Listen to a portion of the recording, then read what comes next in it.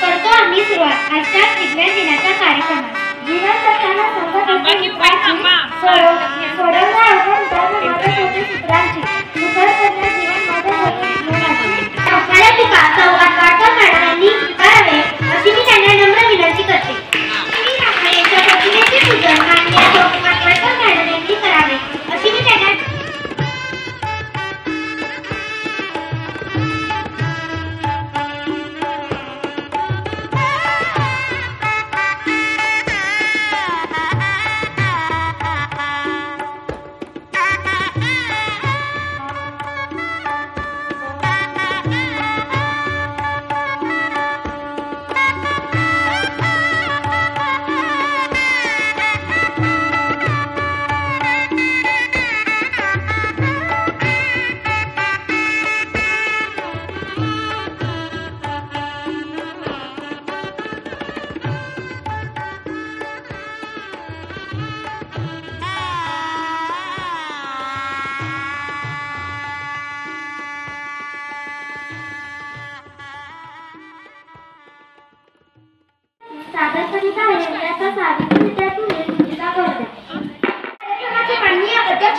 विज्ञानिष्ठ माझे प्रिय गुरुजन व विज्ञानाचे उपासक असलेल्या माझ्या मित्रमैत्रिणी.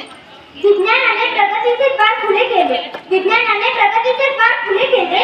झेप घेण्या मानवा पंख नवे दिले. झेप घेण्या मानवा पंख नवे दिले. मित्रांनो, 28 फेब्रुवारी हा दिवस राष्ट्रीय विज्ञान दिनासाठी निवडण्यात आला. कारण डॉक्टर सी.व्ही. रामन यांनी 28 फेब्रुवारीला त्यांच्या शोध निबंध नेचर या मासिकात प्रसिद्धीसाठी पाठवलेला होता. त्यांचा शोध म्हणजे रामन इफेक्ट. याला 1930 वर्षाचे नोबेल पारितोषिक मिळाले. म्हणून हा दिवस राष्ट्रीय विज्ञान दिनासाठी निवडण्यात आला. मित्रांनो, आजचे हे 21वे शतक, आजचे हे युग विज्ञान युग म्हणून ओळखले जाते.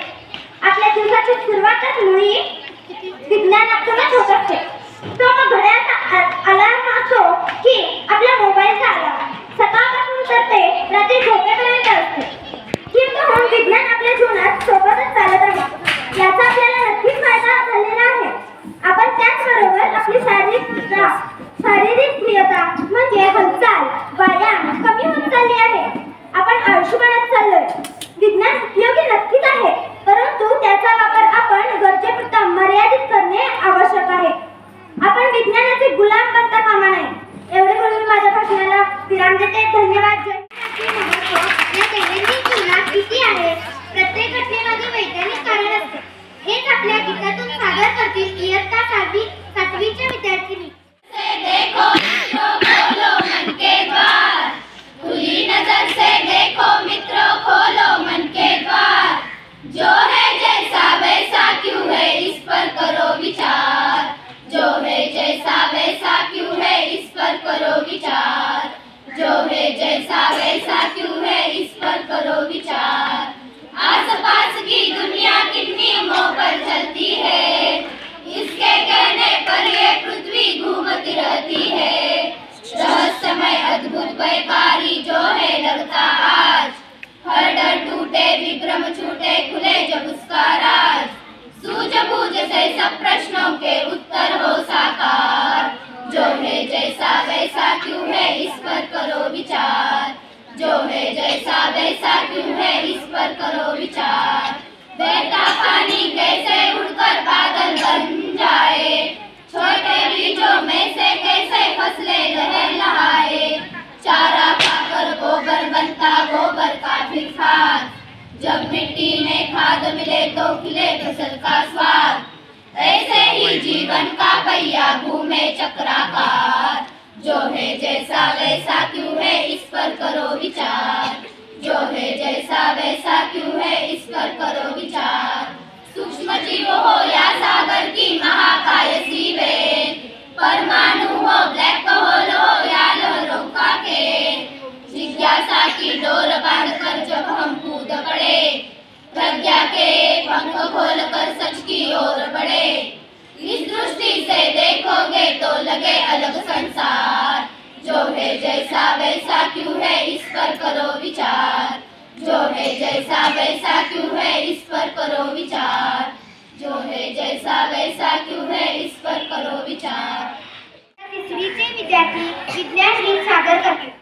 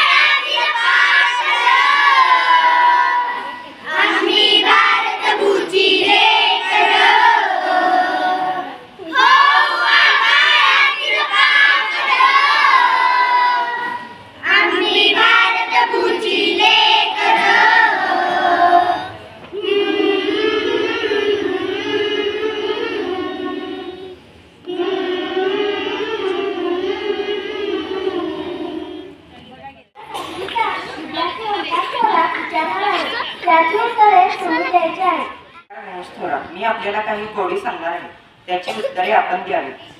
कोडी क्रमांक 1. सुगंधी आहे मी सुंदर पर्णी, सुगंधी आहे मी सुंदर पर्णी, घरोघरी लागते माझी वर्णी, घरोघरी लागते माझी वर्णी. मदत करते ठेवण्यास शुद्ध वातावरण, मदत करते ठेवण्यास शुद्ध वातावरण. देते मी रात्रीला प्राणवायू, देते मी रात्रीला प्राणवायू. औषध आहे आजारावर बहुगुणी, औषध आहे आजारावर बहुगुणी. शोभते आहे जसे मांगल्य अंगणी, शोभते आहे जसे मांगल्य अंगणी. सांगा मी कोण?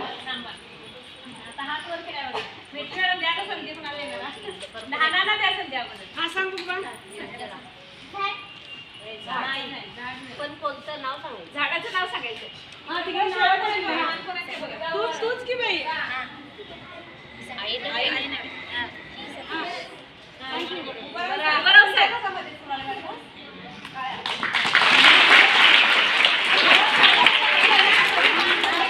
तर आहे तुळस. कोडे क्रमांक 2. आदिमानवाने लावला माझा शोध, आदिमानवाने लावला माझा शोध, प्रकाश निर्माण करते ज्योत, प्रकाश निर्माण करते ज्योत. अन्न देतो क्षणात शिजवून, अन्न देतो क्षणात शिजवून, राख करतो सर्वांना जाळून, राख करतो सर्वांना जाळून. सांगा मी कोण?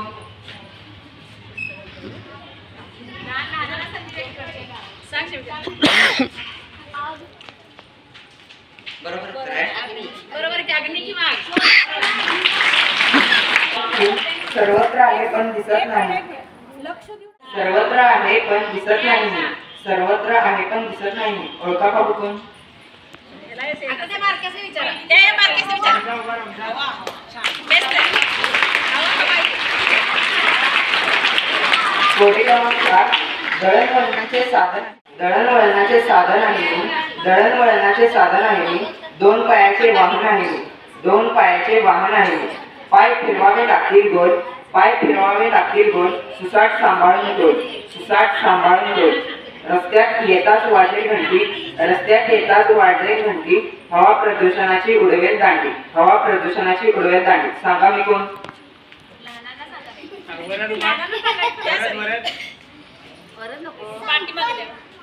बरोबर उत्तर आहे.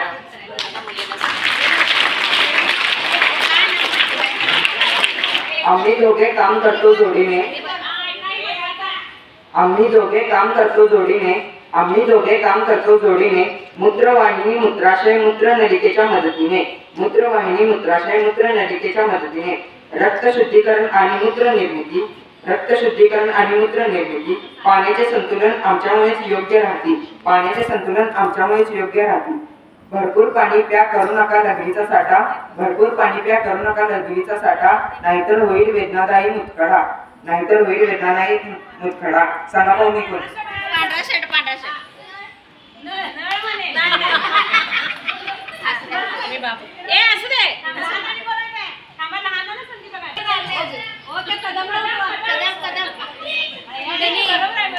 बरोबर ट्राय किडनी. भूमिका पचन संस्थेत बजावतो मी महत्वाची भूमिका. आकार माझा जणू रबरी नळीसारखा, आकार माझा जणू रबरी नळीसारखा. घशापासून जठरापर्यंत सहवास माझा, घशापासून जठरापर्यंत सहवास माझा. वाहून येते अन्नाचा गोळा, वाहून येते गोळा अन्नाचा. माझ्या भिंती असतात लवचिक, माझ्या भिंती असतात लवचिक, पण घास अन्नाचा घ्या तुम्ही बारीक, पण घास अन्नाचा घ्या तुम्ही बारीक. सांगा पाहू मी कोण? बरोबर आहे की मग? बरोबर उत्तर आहे ग्रासन नलिका. कोडे क्रमांक 7. श्रवण करतो मी जाठर रसाचा, श्रवण करतो मी जाठर रसाचा. प्रमुख अवयव मी पचन संस्थेचा, प्रमुख अवयव मी पचन संस्थेचा. माझ्यात होते अन्नाचे पचन, माझ्यात होते अन्नाचे पचन आणि सोबत पोषक द्रव्यांचे शोषण, आणि सोबत पोषक द्रव्यांचे शोषण. अरबट सरबट खाऊ नका जास्त, अरबट सरबट खाऊ नका जास्त, नाहीतर होईल तुम्हाला आम्लपित्त, नाहीतर होईल तुम्हाला आम्लपित्त. सांगा पाहू मी कोण?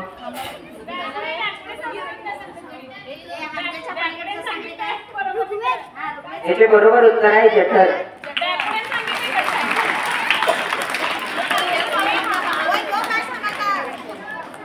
कोडे क्रमांक 8. लोक मला खाण्यासाठी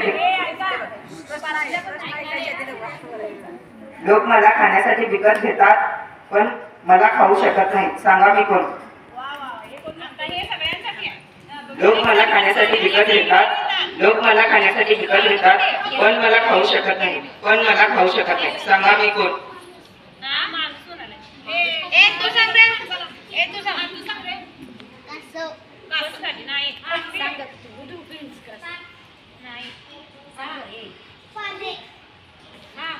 पाणी खात नाहीस तू? पाणी पितोय ना बाळा.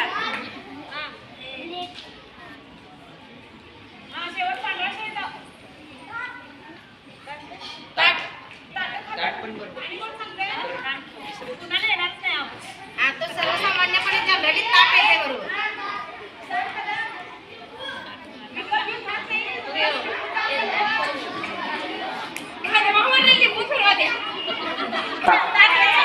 दोन अक्षरी माझे नाव, दोन अक्षरी माझे नाव, नाही मला चव नाही मला रंग, नाही मला चव नाही मला रंग, बघा पाहून निघून.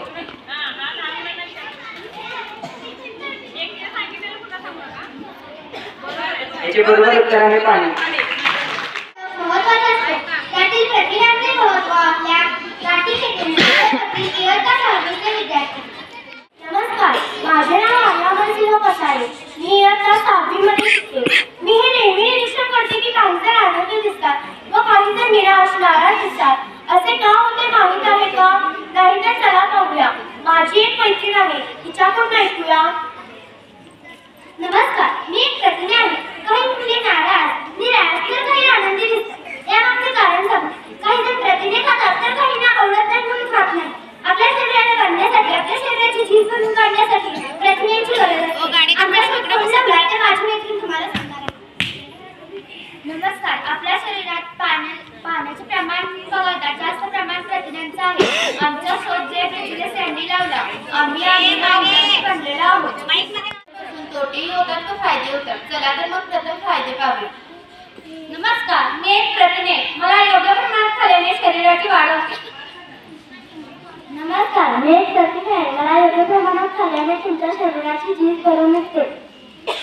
नमस्कार, मी एक प्रतिज्ञा आहे. मला योग्य प्रमाणात घेतल्याने वजन कमी होण्यास मदत होते.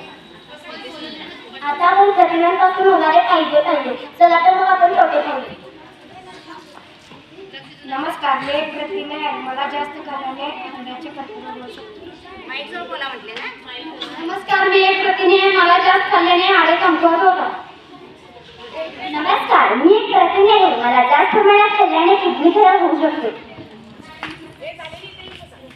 नमस्कार, मी एका प्रकारचा प्रतिज्ञा आहे. मला जास्त प्रमाणात खाल्ल्याने हाडातील खनिजे कमी होतात. नमस्कार, मी एक प्रतिज्ञा आहे. मला जास्त खाल्ल्याने कॅल्शियम कमी होऊ शकतो. नमस्कार, मी एक प्रतिज्ञा आहे. मला जास्त प्रमाणात खाल्ल्याने कॅल्शियम पूर्ण नावाचा रोग होतो. हा रोग जास्तीत जास्त लहान मुलांमध्ये होतो. हे काय लावले प्रतिने प्रतिने प्रतिने प्रतिने म्हणजे आहे तरी काय? कोणत्या प्रकारचे ते प्रतिने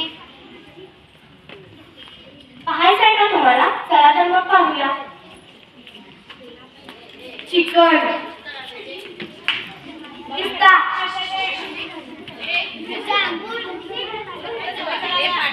पालक,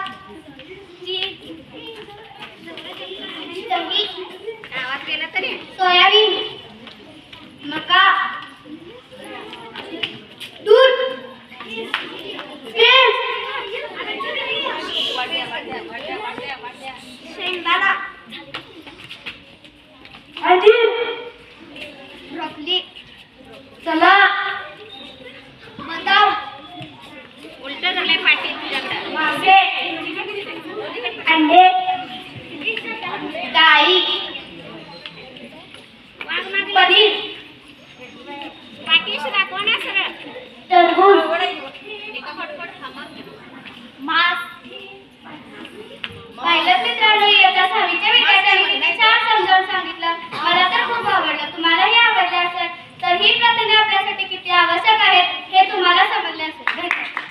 All teachers, respected our head mistress. Today is National Science Day, so I am going to give you information.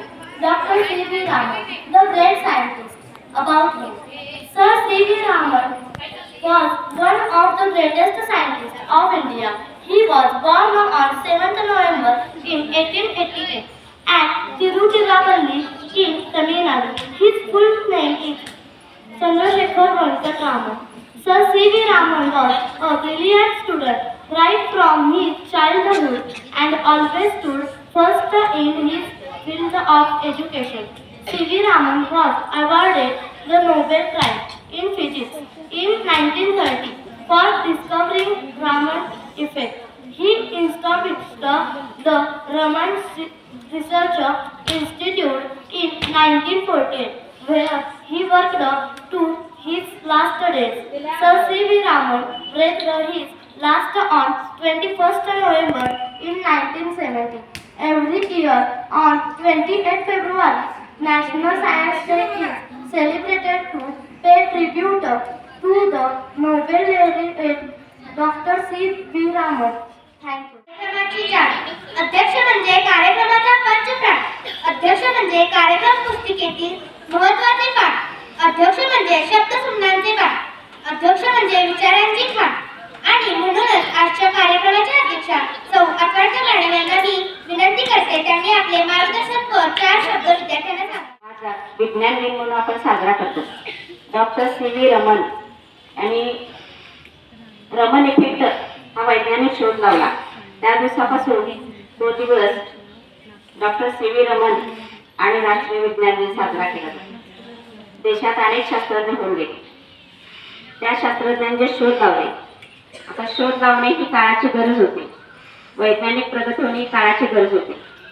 पण इथं सांगताना कोड्यातून असं कळलं की विज्ञानाच्या आपण किती आहारी गेलो आणि आपल्याला असा प्रश्न पडतो की विज्ञान आपल्याला उपयुक्त आहे काय, आपल्याकडे कोणती वाटचाल करायला. पण काही शोध असे लागले की ते आपल्याला जीवनात अत्यावश्यक आहे. आरोग्यशास्त्राचा जर शोध पाहिला, आपल्या शरीरावर मशीन फिरवलं, आपल्या ग्रंथी कुठपर्यंत काय काम करतात आणि काय चाललेलं आहे हे कळतं.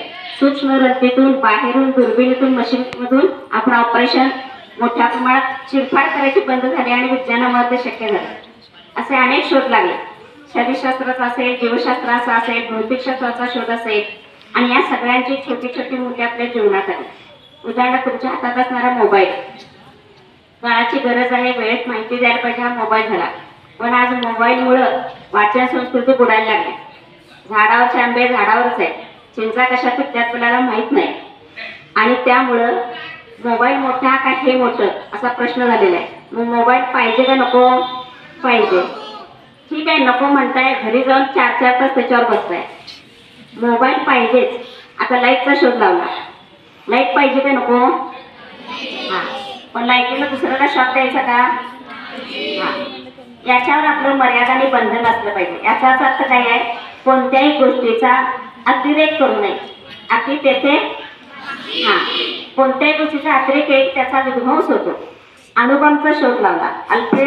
अल्फ्रेड नोबेल या शास्त्रज्ञाने अणुबॉम्बचा शोध लावला नाही. तयार करण्यासाठी जो किरणोत्सार लागतो, रेडियम, थेरियम, ह्या सगळ्या किरणोत्साराचा उपयोग त्याने केला आणि ती आपल्या शरीरावर सोडल्यानंतर त्याच्यातून आपल्याला काय निघतं हे कळलं. पण आपल्या सगळ्या बुद्धिमान माणसानं त्याच्याही पुढे जाऊन सगळी किरणं एकत्र केली आणि त्याचा बॉम्ब तयार केला आणि तो देशांवर टाकला. आता तलवारीचं युद्ध नाहीये, आता अणुबॉम्बचं युद्ध आहे. मग अल्फ्रेड नोबेलला एवढं वाईट वाटलं की मी कशासाठी शोध लागलाय आणि कशासाठी काय केलं. म्हणजे माणसानं विज्ञानाचा गैरवापर जास्त करायला शिकलेले. त्याच्यापूर्वी आपल्या भारतीय संस्कृती ही विज्ञानानं बांधलेली आहे. काही गोष्टी आपल्याकडे लिखित नसल्यामुळे, पुरावा नसल्यामुळे कळलेल्या नाहीत.